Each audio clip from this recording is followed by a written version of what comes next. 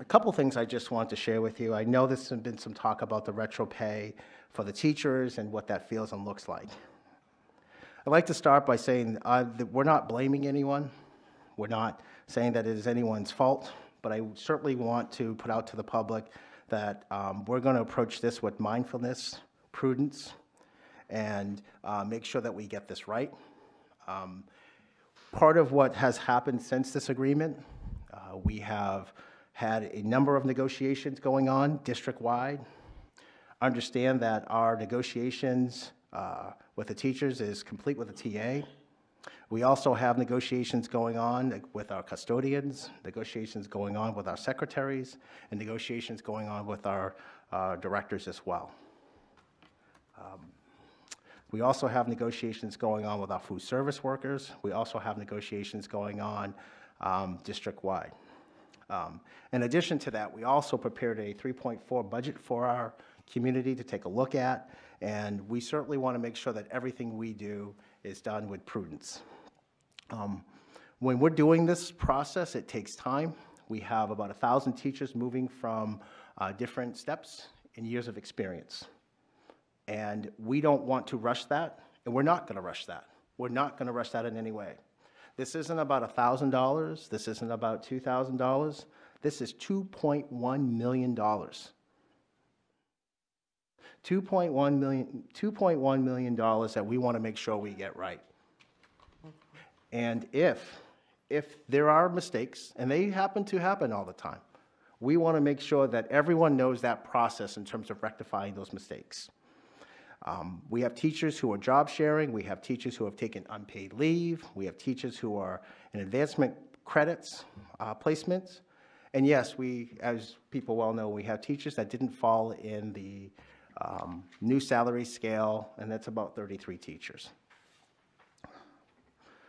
We want to make sure, and I say we because this is a partnership with the NTU. This is a partnership with the administration. This is a partnership that I want to continue, and it's a partnership that stems on collaboration and information. So moving forward, when there's information that needs to be communicated, certainly we'll make sure that teachers have that information, they have that accurate information. The notifications will go out in a timely manner, but more importantly, the timing of it will be so that everyone's on the same page. In terms of this week was not a feasible week for us to get it done. It wasn't a feasible week for us to get it done because our business manager and HR and our personnel, they were on vacation. They have the right to be on vacation. They have the right to be with their families. This has been a long year for everyone, and I support that. I actually looked at Dan this morning, and for one moment I said, Dan, is that hair I see on your head? He looks like Benjamin Bratt. He looks pretty good, and he was smiling at me for a little bit. So thank you, Dan, for taking that long-awaited vacation. Moving forward, we will do this budget process and this salary scale adjustment with a sense of we'll be practical, we'll be mature about it. My door is always open for communication. We'll be mindful of the things that are happening here in this district, mindful that it's an operation that we have 11,000 kids coming in and out of our schools, mindful that we have other negotiations going on, mindful that we're preparing for our budget process, mindful that we're working closely with the mayor to give a presentation next week, and mindful that this is not a me process, but a we process. Finally, I just want to share a little funny story with you. And I think about this Simpson episode and with Homer and Bart, where Homer was skipping work and Bart was skipping school. It's kind of a funny episode, and they see each other, and they freeze up, and they go,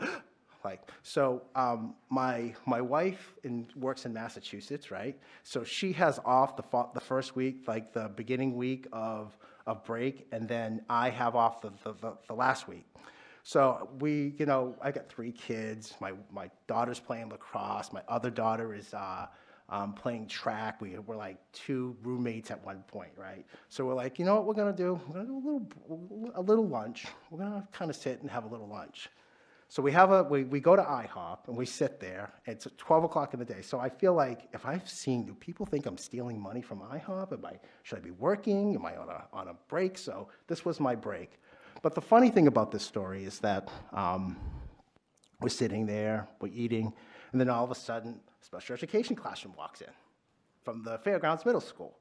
And the teachers look at me, I look at them, I'm like, they kind of have this thing, and it was a really kind of a surreal moment. I think I was more like Bart than anything.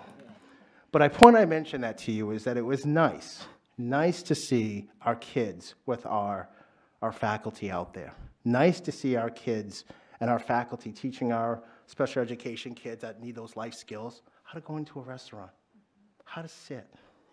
Things we take for granted all the time, things that we take as commonplace. And they were so patient. They were so nice. How do you order off of a menu? How do you take your food? It was so nice to see that. And again, I just want to say, in coming full circle, in no way, in any way, would I or my administrators or anybody not work with teachers. You do incredible work. Not just the teachers, the custodians, the secretaries, the directors, Dan and Dana.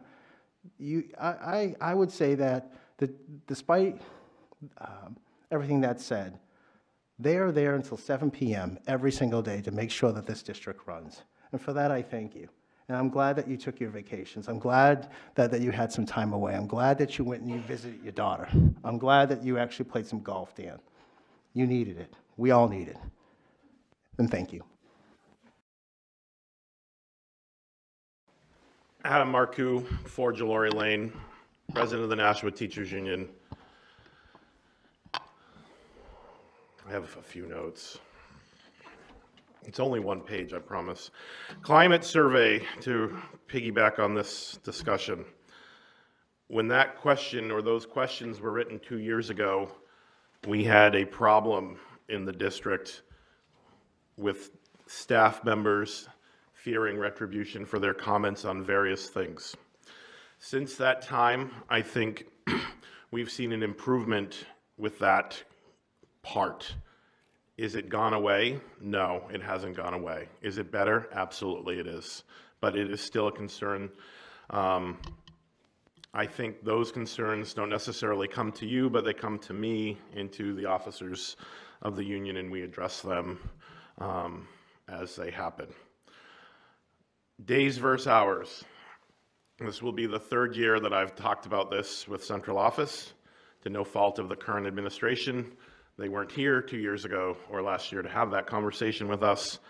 We'd be happy to discuss looking at changes to all 4 collective bargaining units that may need to be made to switch to that once we've had our retro paid.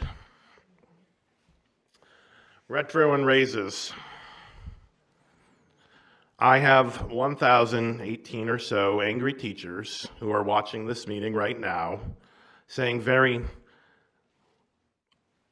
interesting things about what's going on with the retro and the raises. We settled this agreement on January 29th with my membership voting yes, this board voting unanimously yes, and it went to the Board of Aldermen. I understand that the Board of Aldermen did not ratify this agreement until March 13th. However, on January 30th, I said, we need to start looking at this. And then I continued to say that until we started looking at it. And then we looked at it. And then April 12th was a date that we thought maybe we might get it. Then that came and went. Okay. April 26th came and went. I spent Thursday of my vacation dealing with angry teachers because nothing came from central office about this again. It is not my responsibility to communicate with the membership on management responsibilities. I get management responsibilities thrown in my face by members of this district office all the time, and it is not my responsibility to share that information with the membership. I find out on Friday afternoon before vacation that, well, it's not looking good for the 26th because we have to make sure everything's all set. I had been asking since January 30th to make sure everything was all set. And here we are on April 30th with no retro and no raises. And I have 1,000 angry teachers ready to do whatever I ask them to do right now. So I am pulling the plug on all district committees until further notice. The executive board meets tomorrow. They will direct me to do what we do next, and my board of directors meets on May 10th. This is unacceptable. Communication would have helped in this situation, to the membership, to me. When I read information about this in the Nashua Telegraph that I didn't have ahead of time, that's a problem. So until further notice, there will be no participation from the Nashua Teachers Union on any district committee. Thank you.